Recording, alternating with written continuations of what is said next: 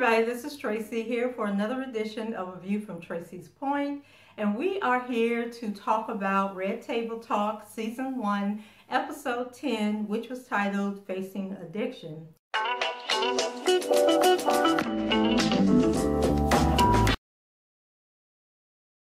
And so before we get started, Jada did let us know that this was the last episode, I guess, of what they're considering to be Season 1. And the show will return on October 8th. And I believe she said that they would have 13 all new episodes for us. And she says that if we really enjoyed these 10, then the next 13 are really going to wow and blow us away. So let's go ahead and get started. So Gam sits down to discuss a very sensitive topic, her 20-year addiction to drugs and alcohol. And she says that it's very difficult to discuss personal issues with the world, which I totally agree, because there have been times that I've shared stuff with you guys on these videos. And sometimes I go ahead and leave it in there, but when I'm editing, I'm like, oh my God, did I really say that? Should I leave that in the video? Should I take it out? And there have been things that I reconsidered and did delete, and then there's other things that I went ahead and told the story because it was no big deal. So Jada says that it's hard growing up with a mother who was addicted, and that she was aware of the signs even though no one had ever really came to her and said that her mother was addicted. And she says that her mom, was rarely was she present. She was unable to function as a mother, and that she was always sleeping. So it was those type of things that were going on in the house that, raised the red flag to her that something wasn't right, and that her mom, wasn't acting like other kids' moms were acting. So they're also joined on this episode by Will's sister, Ashley, who I had never heard about and didn't realize that Will had so many sisters and brothers. And then the R&B singer, August Alsino, I believe his name is. So Graham has been clean for 27 years, and she said that she's 64 now. August is 24 and says that he's at the beginning of his clean life. So I guess he's getting over some form of drug addiction. And then Ashley is currently addicted to weed and at a crossroad as to whether or not she wants to continue smoking or whether she wants to give it up altogether. So Gam says that she had experienced so much loss in her life. Her parents, her mom passed away, she lost her husband because, she was a teen mom, and they ended up getting married, and then that relationship didn't last. And then she said that she had friends who didn't want to be a part of her addiction, and so they were drifting away. And she was also at the point where she was unable to function on her job, and they were getting ready to fire her. So someone from her past returned, who she says was a motivation for her to get help, and that it wasn't until she was in treatment that she realized that she didn't decide to get help for herself. She was actually doing it to get this man and to keep this man. And at this point, she breaks down and starts to cry. So Gam is really sad, and she says that to think that she couldn't do it for herself and that she was doing it for a man kind of really made her stop and reflect on her life.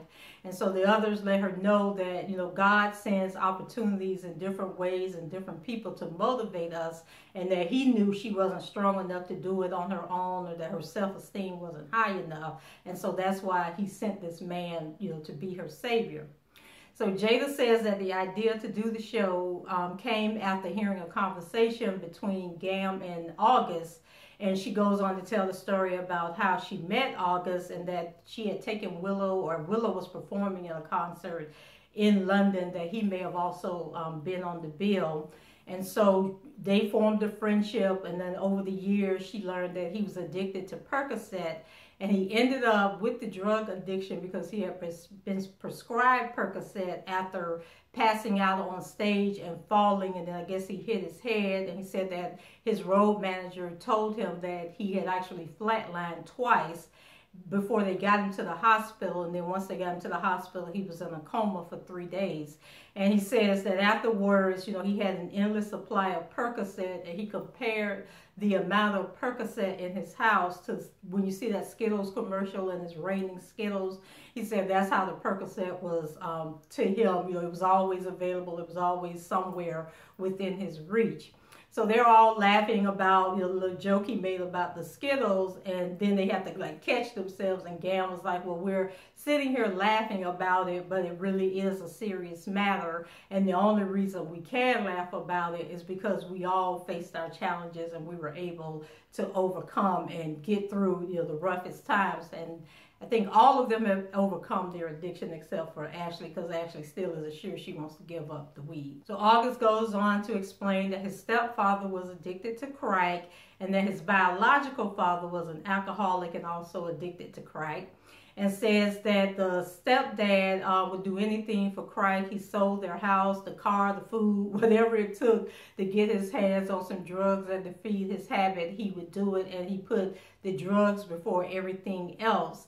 And he says that he saw himself and his dad and his stepdad and realized that he too was an addict and that he didn't want drugs to consume his life like they had consumed theirs.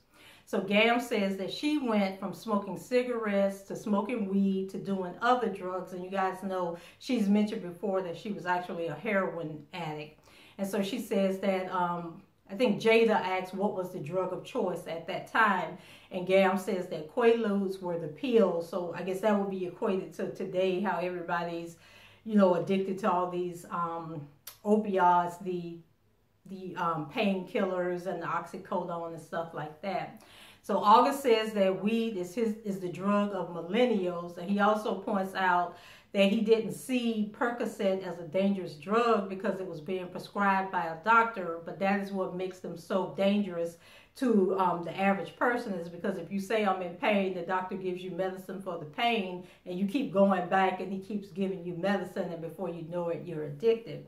And then it's also, you know, if drug addiction is in your DNA, then taking prescribed medicines is just, you know, like giving candy to a baby is going to excite, you know, whatever it is inside of you that's in your DNA that is prone to becoming addictive.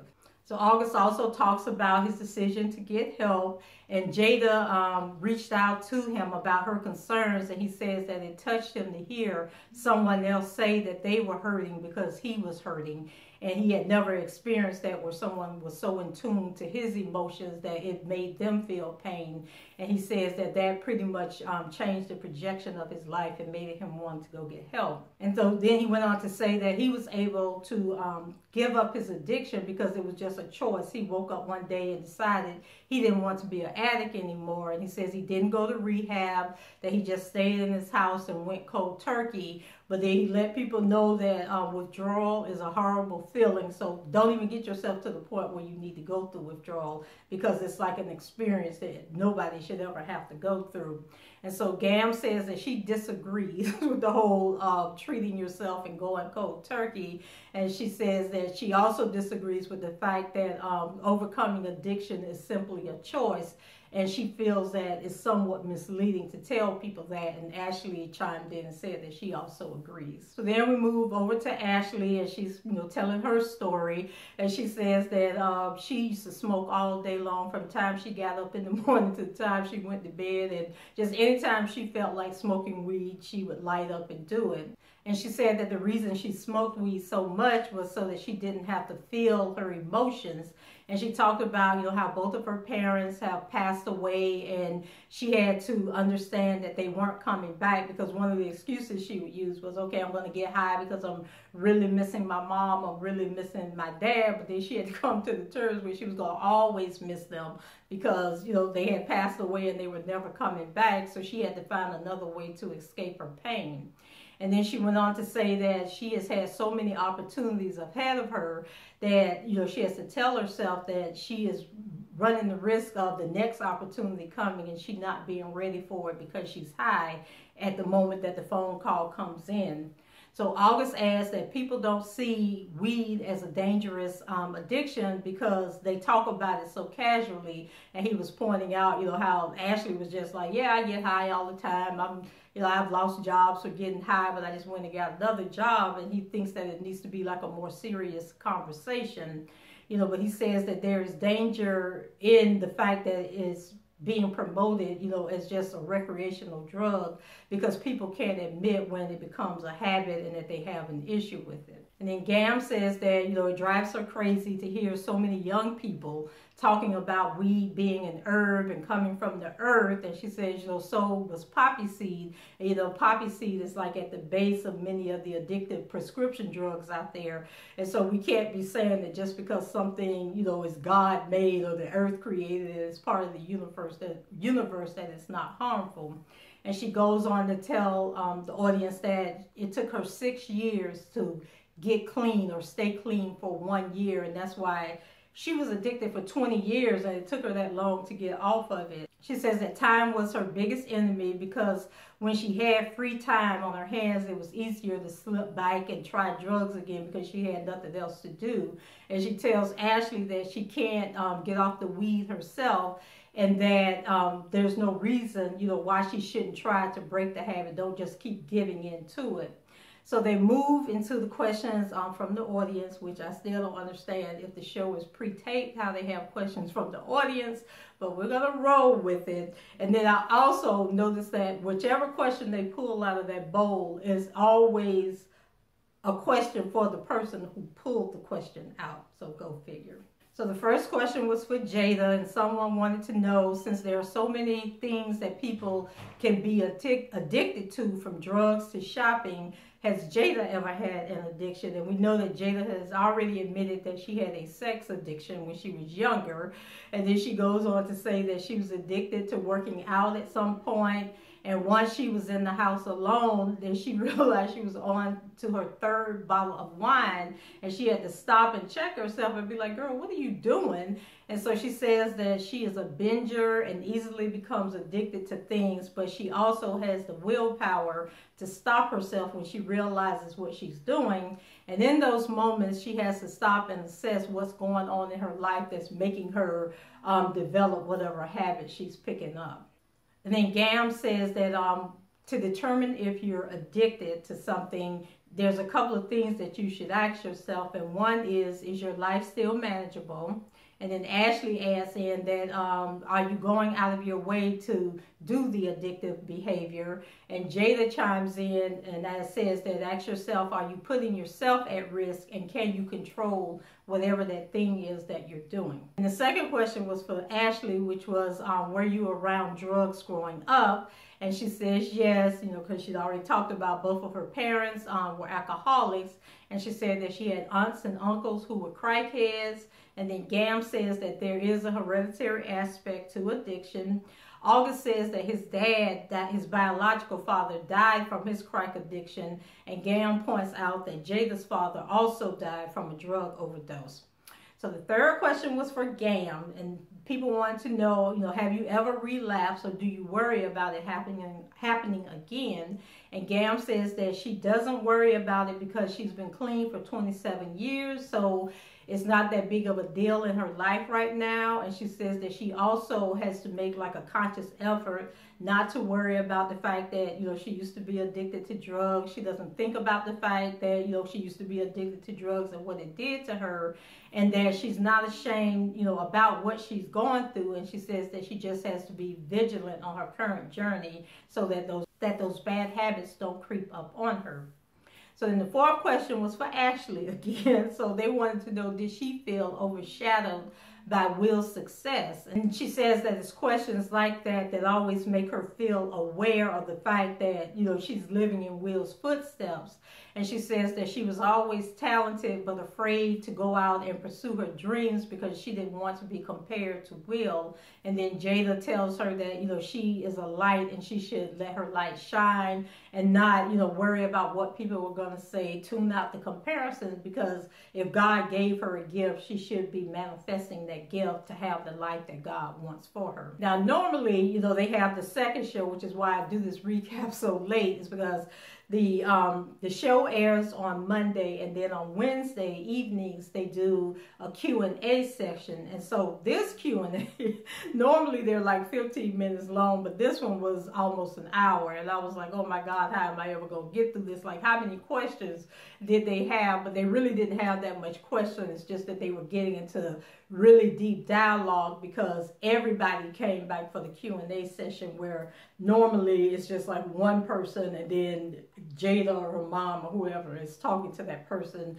and they get through the questions really quickly. But today they still had the 4 people sitting there. So this particular show was very positive and had a huge impact on viewers, and so everybody was sending in their love and support for Ashley in August particularly. So Jada was reading through some of the messages that they had received on the show, and some people pointed out that weed and drugs have positive aspects, but August points out that to some people, when misused, those positive aspects get blown away because of their addictive nature and in their DNA to become addictive. Then it's not a good thing. So stop trying to justify, that it's okay to do certain things because, as Gam pointed out before, yeah, it's from the earth and it may do good things like, the opioid stop the pain. When you take the oxycodone and all that stuff, yeah, it stops the pain, but it eventually becomes addictive if you're not careful, and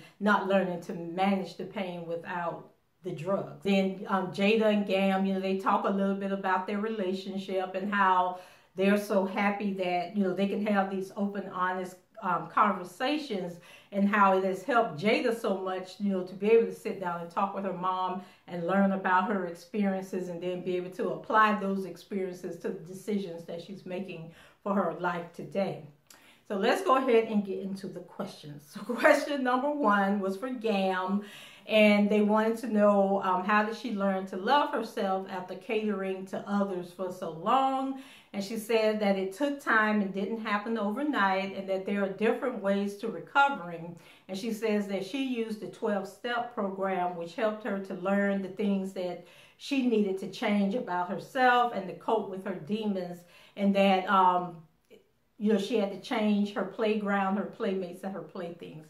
Now, those are not the words that she used, but I chose to use those words because I have a really close friend from high school whose husband has been addicted.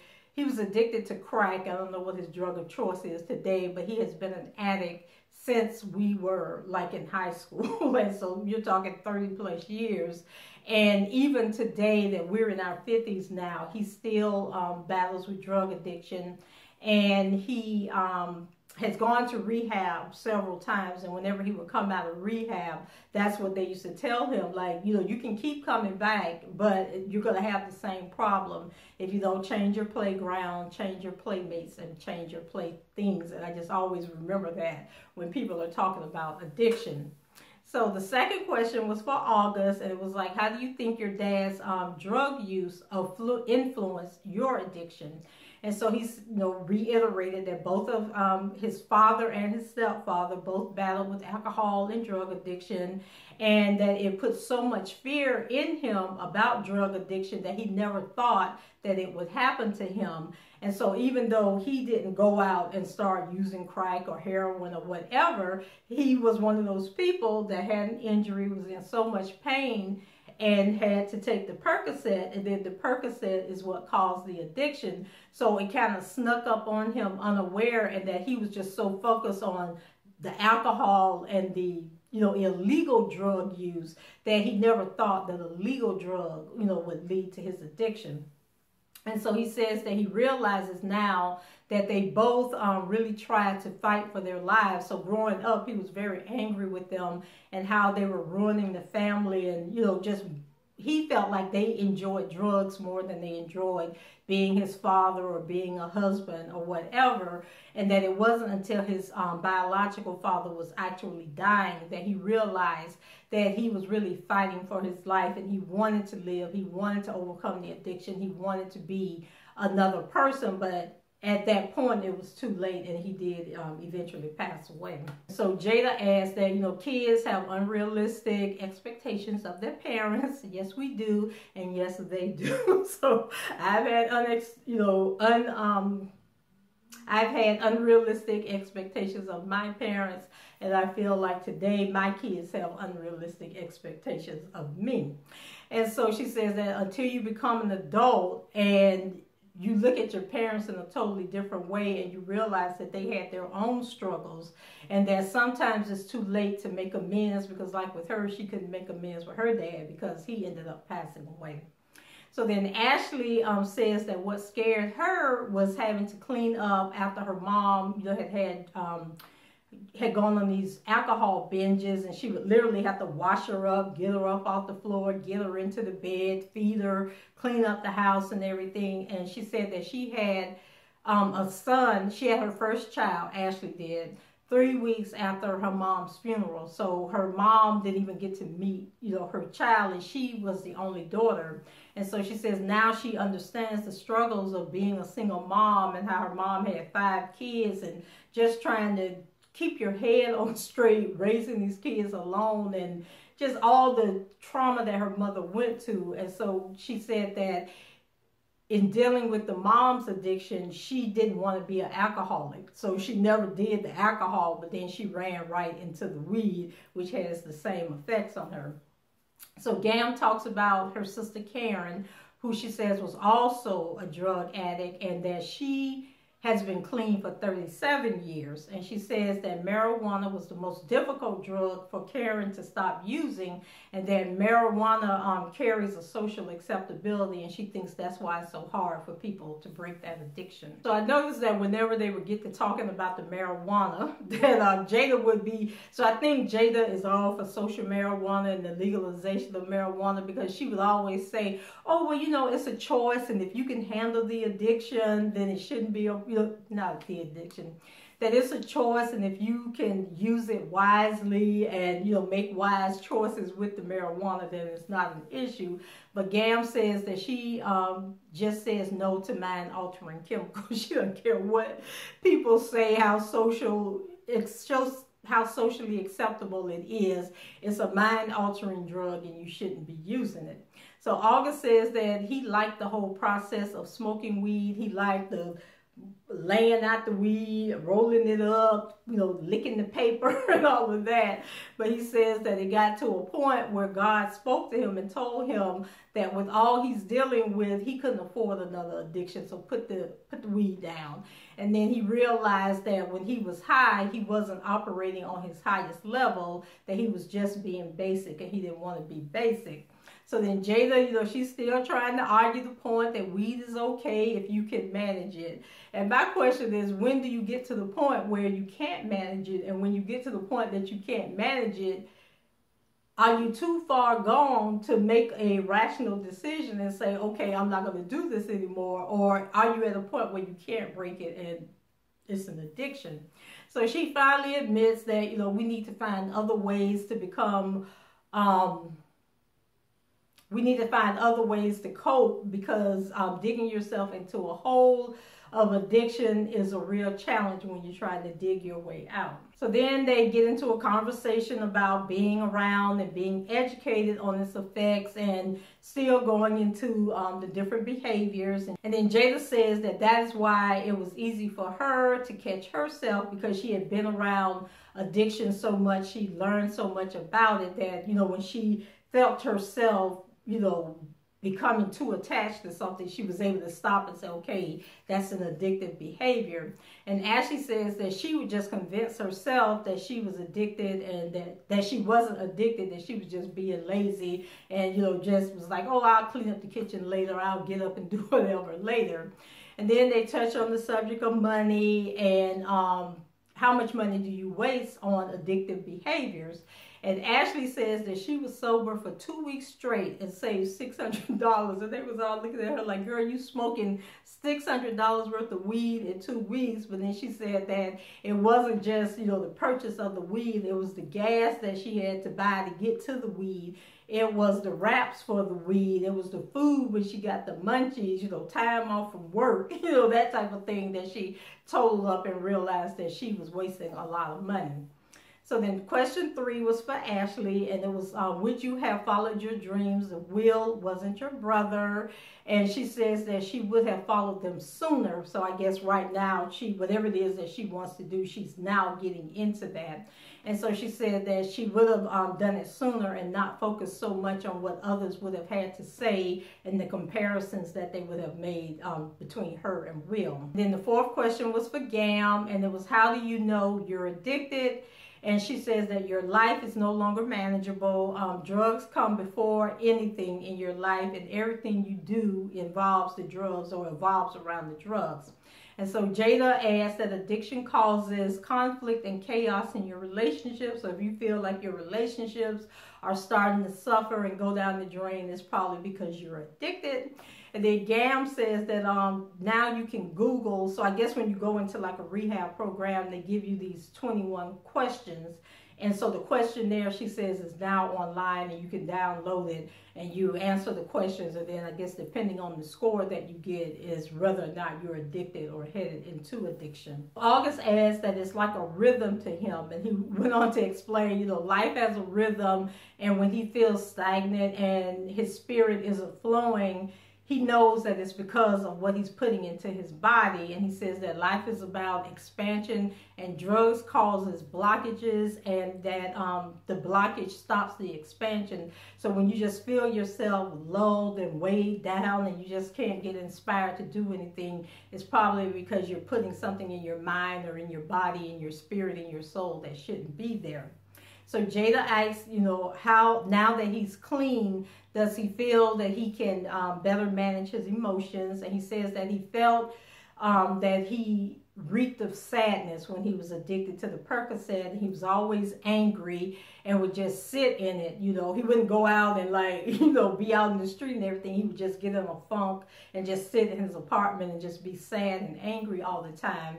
And he says that he now understands that the drugs were blocking the receptors that would have helped him cope, which turns into depression and suicidal thoughts. And I guess at some point he has contemplated suicide. And then August was bringing the real and was so passionate in his message. And he says that when you grow up in addiction, it becomes your thoughts and all you know. So you're in a constant battle to overcome those thoughts and the images and the feelings that you grew up with. And then he says that we talk about slavery and oppression all the time, but we enslave ourselves every day when we do things to our body and to our mind that we know that are not healthy. So then question number 5, someone on the set asked about addiction and mental illness from depression and childhood trauma. And so August says that it is a never-ending journey, like it's always there with you, and you have to do research to get remedies that will not cause other addictions.